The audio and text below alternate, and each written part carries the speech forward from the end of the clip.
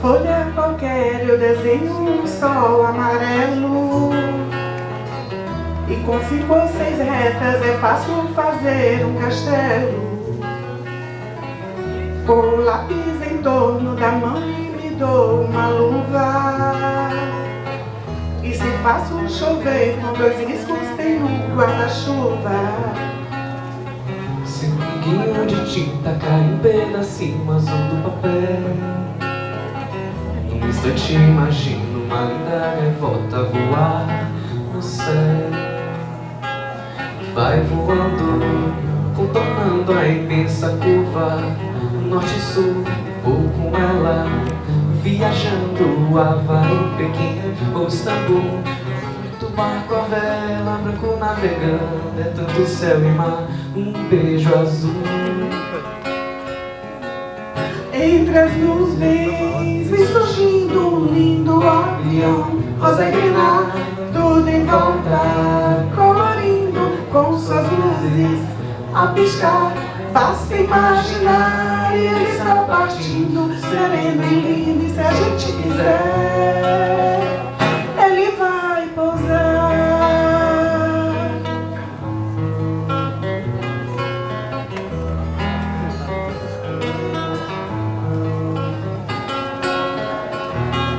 Numa folha qualquer eu desenho um navio de partida, com alguns bons amigos, bebendo de bem com a vida. De uma América a outra consigo passar no segundo. Giro um simples compasso e num círculo eu faço meu mundo. E o menino caminha, caminhando, chega no muro, e ali logo em frente a explicar pela gente o futuro está. E o futuro é uma astronave que tentamos pilotar. Nem piedade, nem será de chegar.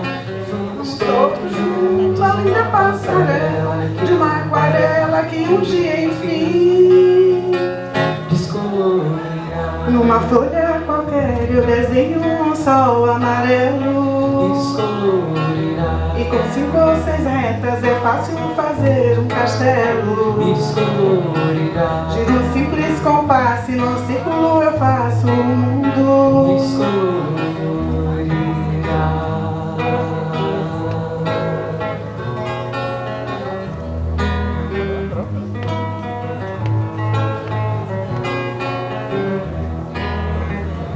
Pronto. Muito obrigada. E é com muito prazer que damos início ao nosso ciclo de palestra Liderança, começando a compor a nossa mesa, convidando a participar da mesa os nossos palestrantes e convidados. Professor Victoriano Garrido, paraninfo da turma de gestão da Faculdade IRI. Jordão Campos.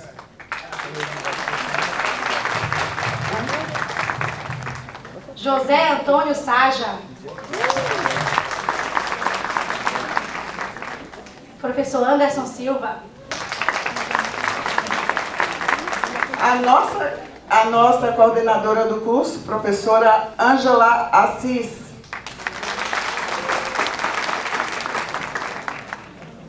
Nossa professora convidada, a professora Regina Heinrich.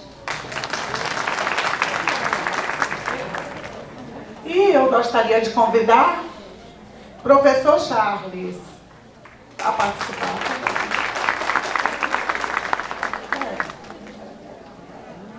Também gostaria de convidar aqui, para compor aqui no nosso palco, na parte musical, a lindíssima Clarissa Noronha Campos, da banda Nós Dois.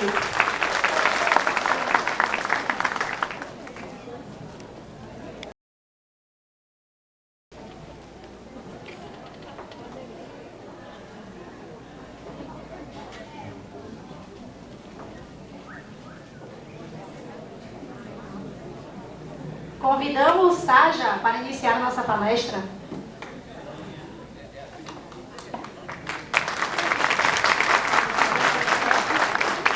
Por favor, Saja, fique à vontade.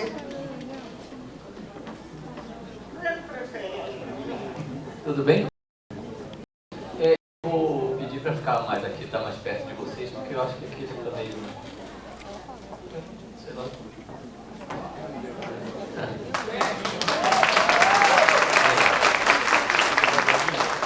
Obrigado.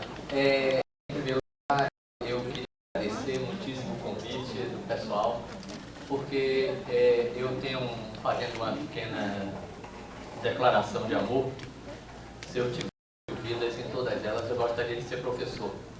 E professor de filosofia do Departamento de Filosofia da Universidade Federal da Bahia. É nessa condição que eu sou convidado, então eu agradeço, né, a deferência da minha profissão. Queria também saudar a mesa dos meus amigos queridos, de pessoas que eu sei que têm uma causa na vida. Então, né, com a Larissa, o Felipe, os meninos todos que estão aí. E me deram essa incumbência de abrir aqui sobre esse área, que nós vamos conversar um pouco sobre liderança. Quem é que está tomando conta do meu tempo? Tá? Sim, mas ela vai mostrar 5 minutos lá atrás e eu não vou poder ver. Então, você dá uma olhada para mim, tá? Então, vamos lá. É o seguinte, sim, eu sei que nesses seminários a gente espera uma coisa assim mais leve e eu vou tentar fazer essa minha participação, eu também vou tentar fazer o mais leve possível, mas eu sei também que a gente tem que fazer uma abordagem um pouco técnica sobre isso tudo, tá? Então eu vou passar uns 10 minutos fazendo uma coisa mais técnica e depois a gente relaxa um pouco. Eu queria fazer uma introdução aqui dizendo o seguinte: olha, existe um pensador do século passado chamado Antônio Gramsci, tá? Gramsci coloca mais ou menos o seguinte: nós estamos vivendo em um momento onde uma velha ordem agoniza, enquanto uma nova ordem parece não ser capaz de nascer.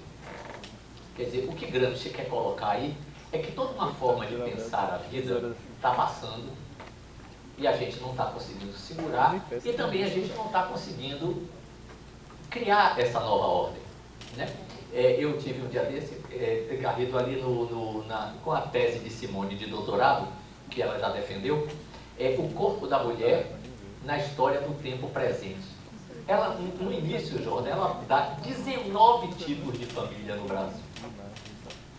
Então, quer dizer, o que é que isso quer dizer? Quer dizer que essa velha ordem está passando, nós não estamos conseguindo colocar uma nova ordem, porque nós estamos na época do derretimento dos sólidos. O que é o derretimento dos sólidos? Vocês aqui da universidade já devem ter ouvido falar que nós estamos na época dos tempos líquidos. Tempos líquidos significa o seguinte, que tudo que era sólido está desmanchando no ar, como disse um dia Marx. Quer dizer, família, igreja, religião, sexualidade, afetividade, parece que está rompendo as barreiras. Então não é a mesma coisa do que antes. E evidentemente do que antes, inclusive, como na tese lá de Simone, nem mesmo o corpo também da mulher. Conclusão da história: esse derretimento dos sólidos, esses tempos líquidos, na verdade, eles nos colocam diante de uma avaliação dessa sociedade, desse meio que nós estamos vivendo, que nós vamos chamar de sociedade do espetáculo. Sociedade do espetáculo é que nesses tempos de agora, nós não precisamos ser nada, a gente basta parecer que é. Eu vou contar aqui uma historinha, é uma história que eu conto sempre, mas eu sei que dói, então eu vou pedir licença, tá? No Natal passado, um pai chegou para seu filho e disse assim: meu filho, vamos ali no shopping, que você vai poder comprar tudo o que você quiser. Agora, como é que diz isso para um menino de 8 anos? Está querendo ouvir, né? Então, aí o pai: então você pode dizer, meu filho, então eu posso dizer, meu pai, tudo que eu quero? Pode. Ô meu pai, me dê de presente de Natal, meu pai, um pai. Meu pai, eu quero de presente de Natal um pai, significa minha mãe, eu quero de presente de Natal uma mãe. Meu professor, eu quero de presente de Natal um professor. Então, nessa sociedade do espetáculo, a gente poderia resumir mais ou menos as questões dizendo o seguinte: se você me der o supérfluo, eu abro mão do indispensável. Né? A gente se contenta, então, com as migalhas que caem. Né? E isso em todos os sentidos. Né? Saiu uma pesquisa na Universidade Federal dizendo o seguinte, que 49% é a metade, 49% da população masculina brasileira tem um tipo de impotência. Só 22% da população feminina se diz implicada com sua vida afetivo-sexual. Então nós estamos vivendo praticamente uma tragédia nesse sentido. Né? As pessoas vivem um momento delicadíssimo da história da humanidade, emocionalmente. Eu fazendo uma palestra um dia desse, a mesa recebeu um bilhete dizendo assim, professor, eu saio para a balada com a galera, fico com 2, com 3. Quando eu volto para casa, eu não consigo me lembrar do nome dos meninos com quem eu fiquei. Mas eu também tenho certeza de que os meninos não se lembram do meu nome. E então eu choro de solidão. Ora, que as pessoas aqui com mais de 25 anos se sintam meio assim sozinhas, eu compreendo, porque isso faz parte da vida humana. Né? A solidão é uma condição humana. Mas uma menina de 17 anos dizer isso, de uma certa forma, choca a gente. Na verdade, analisando um pouco o que aconteceu com ela, é porque quando eu digo a cadeira lá de casa, ninguém vai se ofender aqui se eu dissesse a cadeira lá da casa de Jorge, por exemplo. Ele não vai se ofender, né? De Consuelo, cadê a sua cadeira? Por quê? Porque cadeira não tem nome. Mas quando a gente troca o nome, tem até uma expressãozinha popular, né, que diz o seguinte, troque o homem, mate o homem, mas não troque o nome. Porque o nome é o que nos particulariza, é o que nos individualiza, é o que nos torna pessoa. Não é? Então, essa menina, na verdade, está sentindo o peso da invisibilidade que a sociedade do espetáculo coloca a cada um de nós. Né? Então, é exatamente nessa sociedade que nós estamos vivendo que nós perguntamos sobre qual é o conceito da palavra liderança. O que quer dizer propriamente essa expressão? Eu vou me dar aqui o prazer de lembrar de um tempo que eu estava trabalhando com a TEL. TEL é a Tecnologia Empresarial Odebrecht, que eu tive o prazer de, inclusive, dividir palestras com o professor, com o Dr. Norberto Odebrecht. Então, isso é uma honra para mim. Era um menino apenas dando aula com ele, entendeu? Pessoa de uma... E ele escreveu um livro famosíssimo chamado Tecnologia Empresarial Odebrecht, chamado TEL. E isso é importante porque das 230 páginas, 170 páginas, Dr. Norberto falava sobre a questão do que é o líder. Né? Então, e falando definindo essa pegada que ele sacou e se tornou um dos maiores empresários do Brasil e do mundo, ele colocava o seguinte, não podemos esquecer 3 coisas. Servir, crescer e perpetuar. Então, a tecnologia empresarial Odebrecht trabalha em cima desse tripé. Servir, crescer, perpetuar. Que é um grande problema hoje das empresas, né? Que a gente não consegue crescer e não consegue perpetuar, porque as coisas duram apenas 1 ano e meio, 2 anos. Né?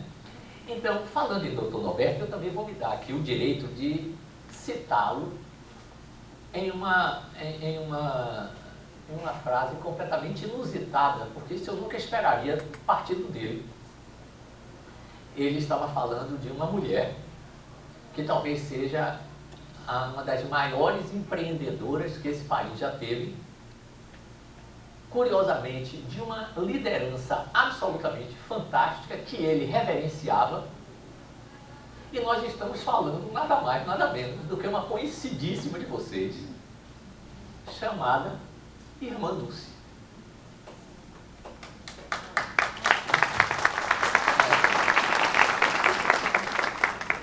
Ele reverenciava a Irmã Dulce pelo potencial de liderança que aquela mulher desse tamanho, assim, magrinha desse jeito, tinha de transformar o mundo. Eu estava nesse instante falando com o Garrido quando eu entrei aqui, eu tive o privilégio de ir para a pré-estreia agora do filme dela. 2.500 pessoas no foyer. Teve que abrir todas as salas de espetáculo. Já tinham, quer dizer, o elenco todo, coisas absolutamente fantásticas. Quer dizer, eu tive o privilégio de estar com os meninos que fizeram o filme, de uma delicadeza, de uma pegada, sabe? Interessantíssimo o filme. Então, a pergunta é, o que é propriamente um líder?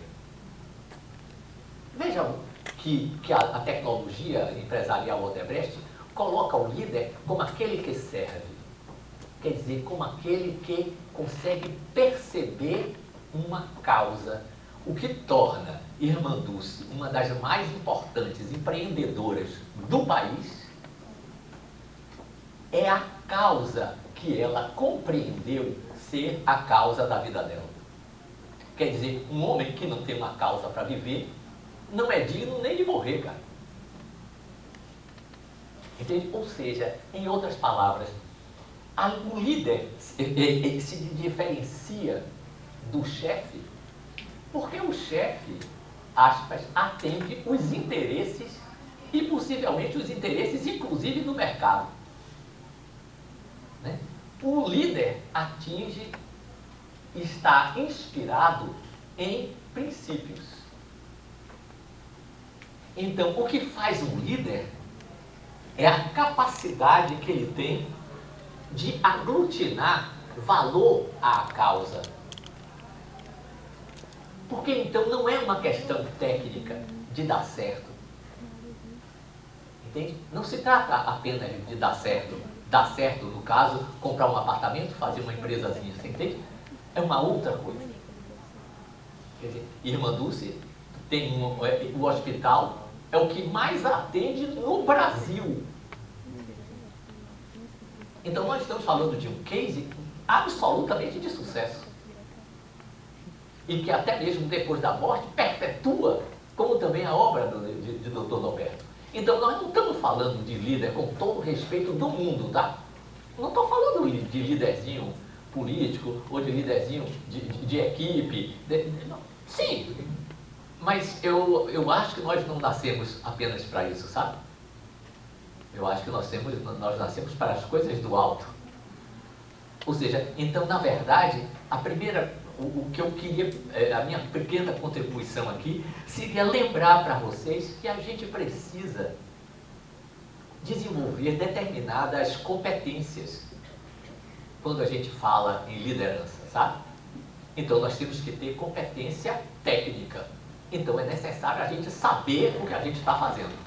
Então, tem que ter segurança na zorra, entendeu? Então, você tem que chegar lá e pá, dizer o que é que você quer. Mas, além da competência técnica, você também tem que ter competência política. Quer dizer, você tem que saber andar na polis. Você, então, tem que ser um cidadão. Mas você tem que ter competência técnica, tem que ter competência política, mas você também tem que ter competência ética. Porque as empresas são derrubadas exatamente porque não têm compromissos éticos. Aí a gente volta para a TEL. Vocês têm que ler a TEL, cara. Esse doutor Norberto é genial. Entende? É um exercício que ele faz. Um engenheiro que de repente tem uma capacidade de trabalhar sobre a questão da linha da liderança. Então, se a gente tem competência técnica, também tem que ter competência política, também tem que ter competência ética, mas você também tem que ter competência emocional.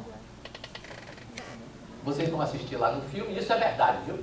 Ela estava pedindo a uma pessoa comida para os doentes, para os pobres, e aí o cara lá chegou e, revoltado, sei lá, com ela, e cuspiu na mão dela. Aí ela disse, isso daqui é para mim, agora me dê para meus pobres.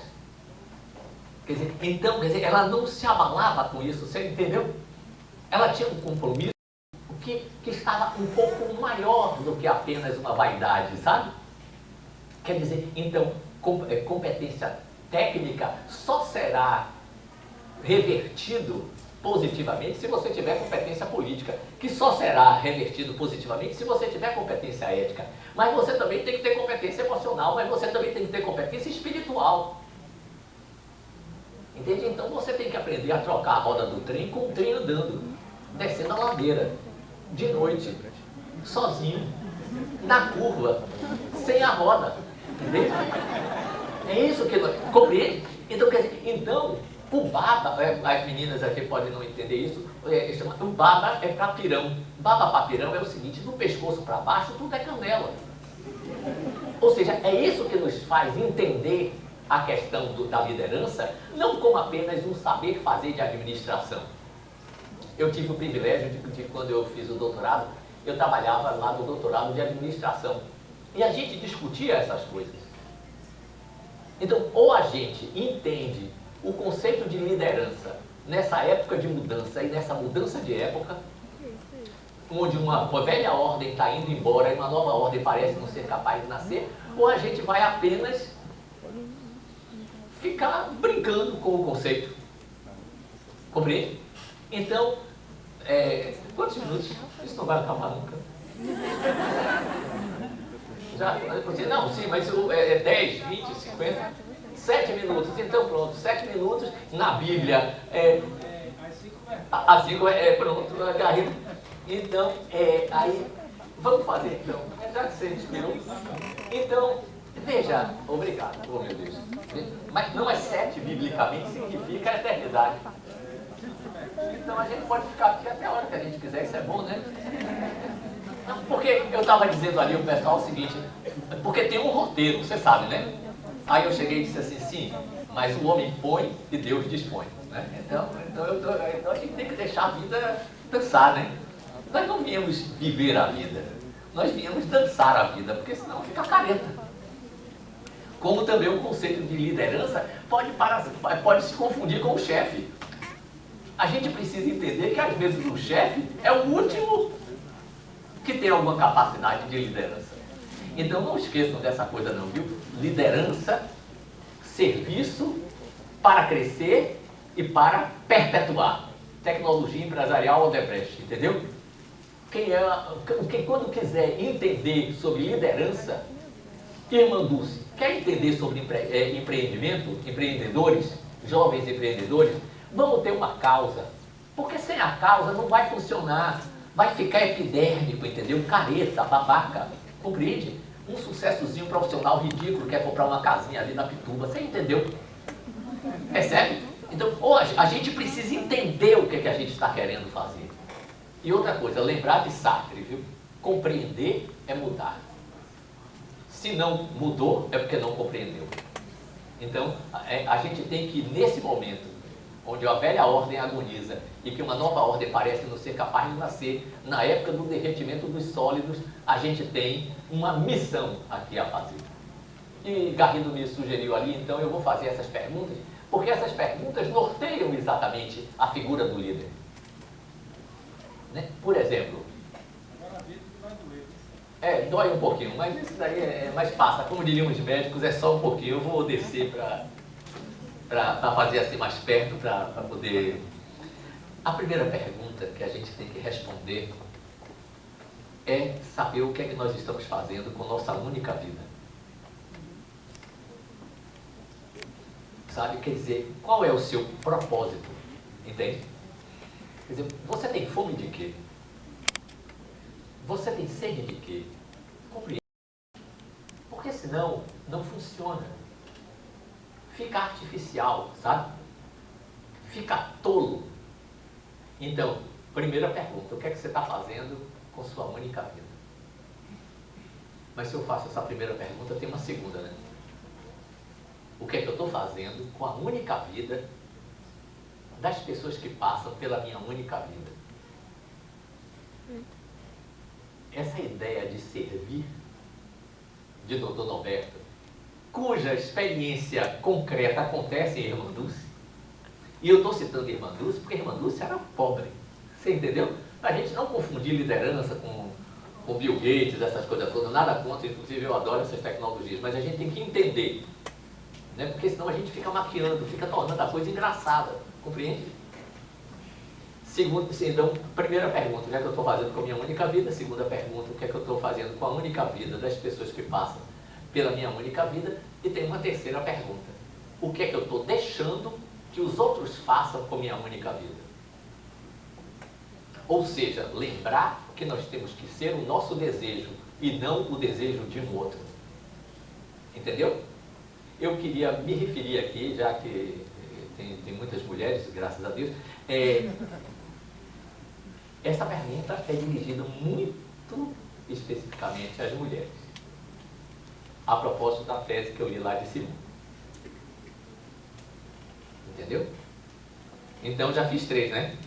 Está faltando mais 2, vai piorando, sabe? Vai ficando mais complicado.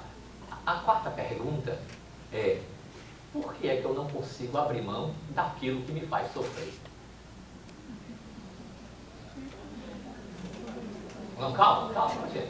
É uma brincadeira, vocês também não precisam levar a sério isso. Isso é. Outra coisa também, você veja que a gente tem que fazer, às vezes eu aqui na frente fico dizendo assim, já pegue leve, porque as pessoas vieram aqui para se divertir, eu digo, não tem zorra de divertimento nenhum. Você está entendendo? Porque eu vim aqui porque eu luto pela liberdade, você está entendendo? O meu compromisso em aceitar esses convites é porque eu estou lutando pela liberdade dos homens, entendeu? Inclusive a minha. Isso me interessa, entendeu? Isso me interessa particularmente. Então vá lá. A minha causa, exatamente, porque sem a causa não vale a pena. A pergunta é essa, qual é a sua causa, né? Ou seja, o que você acredita em que mesmo? Não é? Quer dizer assim, liderar a própria vida, né? Platão tem um conceito muito bonito que é do auriga. A auriga é o cavaleiro. Você está em cima de um cavalo, tem 2 oportunidades, ou você guia o cavalo ou o cavalo lhe guia. Então é melhor a gente ser o auriga e segurar a rédea e ser senhor do seu próprio destino, entendeu? Então, por que é que a gente não consegue abrir mão do nosso sofrimento? Porque, com todo respeito ao sofrimento de todos, inclusive o meu, sofrer não basta. Eu queria avisar que sofrer é pouco. Tem gente que diz assim, não, eu ainda aguento mais um pouquinho. Entendeu? Aí, cara. Hein? Ah, sim, é isso. Eu como qualquer coisa, saio com qualquer pessoa, leio qualquer livro. Não pode, filho. É necessário a gente ter uma certa seletividade das coisas. Entendeu? É porque a gente tolera, a gente fica tolerante, entendeu? Careta, babaca, ou seja, escravo. A gente tem que aprender que nós somos livres. Entende? Se bem que a liberdade tem um preço. Não é? Como é que é? Eu ajudei a libertar 1000 escravos. Poderia ter ajudado a libertar mais 1000, mas eles não sabiam que eram escravos. Então a primeira é a consciência de onde nós estamos. E a última pergunta é, será mesmo que a gente acredita que existe vida? Não, após a morte eu sei que tem. Eu quero saber se existe vida antes da morte. Esta é uma pergunta decisiva. Eu quero saber se existe vida antes da morte. Quer dizer, eu quero saber se o que nós estamos vivendo é vida e até que ponto nós vamos tolerar esta festa pobre que os homens armaram para me convencer para citar Cazuza. Entendeu? Então, a gente tem que ainda hoje de noite... Ah, se me disseram que hoje à noite promete, viu? Então é hoje mesmo que vai rolar o barato. Mas a gente tem que ter fé no taco, sabe? Né? Sim. Então, já terminou. Olha, eu vou... Pera, calma. 2 coisas. Essa daí eu tenho que contar. Olha, um discípulo perguntou, adoro contar essa história, ao mestre Sussi, ao reverendo Sussi. Reverendo Sussi, eu poderia ter na minha vida ser como Gandhi. Não consegui. Reverendo Sussi, eu fico tão triste porque eu poderia ser como Martin Luther King.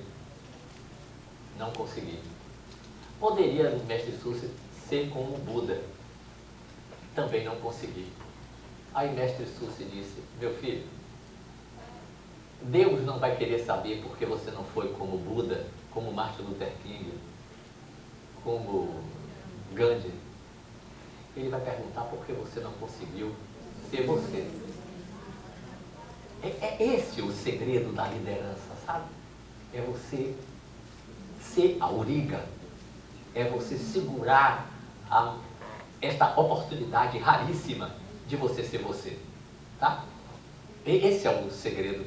Eu só, por conta disso mesmo, eu queria que a gente só fizesse um minutinho de uma paradinha só, um time out, é só um silênciozinho aí para dar uma onda boa, tá? Para preparar, porque na verdade eu só estou aqui para preparar, eu só estou fazendo um show de abertura dos Rolling Stones, entendeu? Então eu vou passar aí para os meninos.